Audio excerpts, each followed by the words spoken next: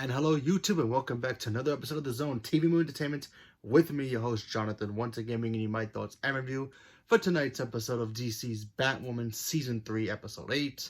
Some spoilers if you haven't seen the episode yet, so you've been warned.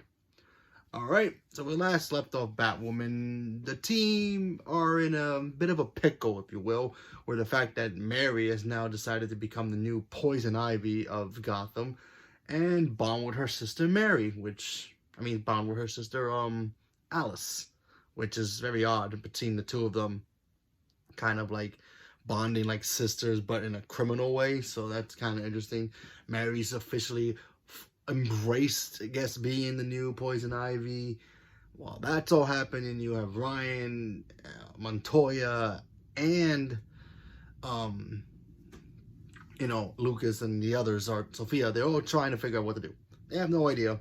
They just got no idea.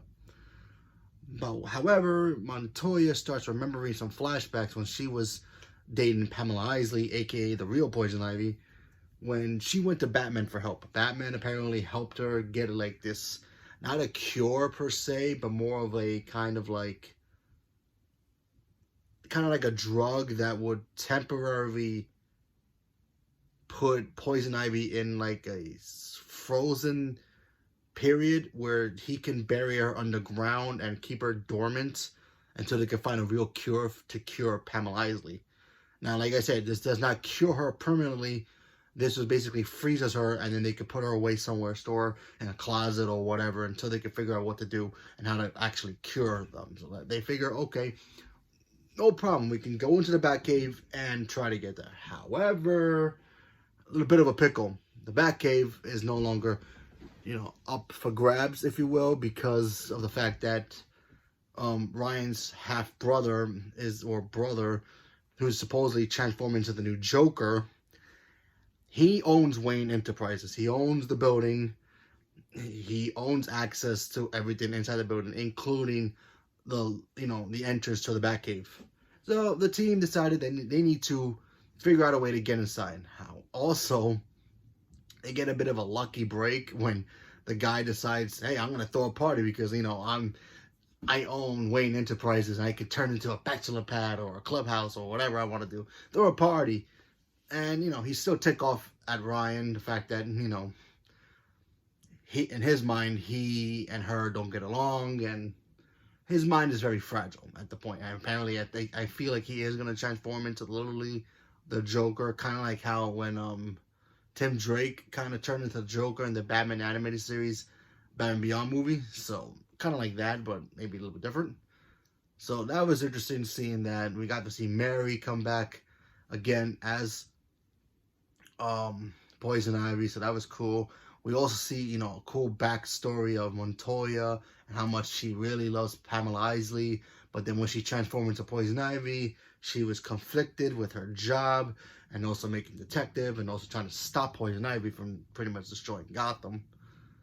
And then we find out at the end of the episode that Montoya has been playing Batwoman, Alice, Sophie, and Mary, and all of them all for fools. Because remember, they were looking for trophies, and Montoya was basically saying, hey, you find these Batman trophies, get them off the streets, or I'll tell the world that you're Batwoman and have you arrested for being a vigilante. So Ryan decided, all right, fine, I'll do it. Then we all found out they got played. The last one in the items that they were looking for was Joker's Joy Buzzer, which apparently affected Ryan's brother. So Montoya had it the whole time. And it was just basically a charade and a facade for her to get close to Batwoman, so that way maybe she can help her find the location of where Batman put Poison Ivy, the real Poison Ivy. And Poison Ivy's location was underneath the Batcave, which made sense because he had roots growing out. Everybody thought, okay, the Batcave has been empty for so many years, but it's got roots coming out. Nobody would have think, oh wow, Poison Ivy's down there. She's still kind of, blossoming in a slow, decrepit kind of way. And when you find her body, she's all shriveled and kind of grayish, so kind of feels like the Arkham style of how they made her, where she has the red hair, but she's kind of gray a little bit, not too green. So I thought that was kind of cool.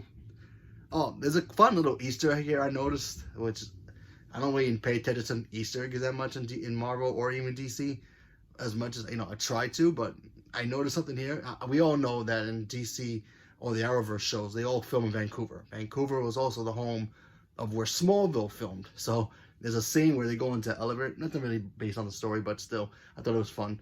The elevator was actually the same elevator that they used for the Daily Planet. So I thought that was a fun little thing. But anyway, cool episode. But now at the end of the episode, we found out that Pamela Isley's gone, Montoya's gone, and she's gonna try to fix her herself. But who knows? But Poison Ivy is officially here. We're gonna see her in next week's episode. I don't know the actress who plays her, but from what I saw from the flashbacks, she looked like Pamela Isley. She felt like Pamela Isley. And the powers looked awesome, so at least that. So, yeah. So I'm looking forward to seeing what's going to happen with Poison Ivy and Mary as well, because Mary has the same powers too. So what's going to happen there? Would Poison Ivy have to kill her to get her powers back fully? Who knows? Or what's going to happen with Alice? No idea, but it should be fun to see moving forward. So leave me a comment below. Let me know what you guys thought. Stay tuned for more, and thank you very much, and have a good night.